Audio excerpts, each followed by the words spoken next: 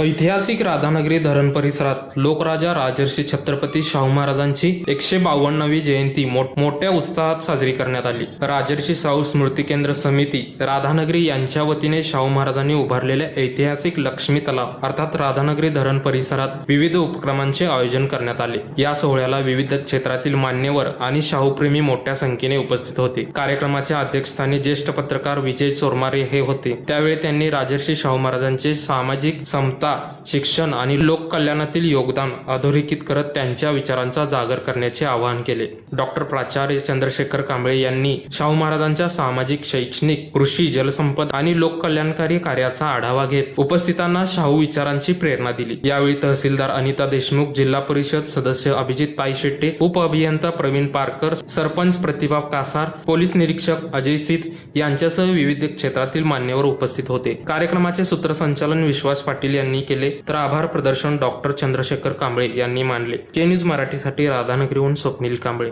घराचं स्वप्न, सुरक्षित भविष्यासाठीची गुंतवणूक आणि प्लॉट घ्यायचा विचार आला की मग नाव फक्त एकच, आविष्कार। कोल्हापूरकरांच्या विश्वासाचं हक्काचं ठिकाण म्हणजे आविष्कार इन्फ्रा।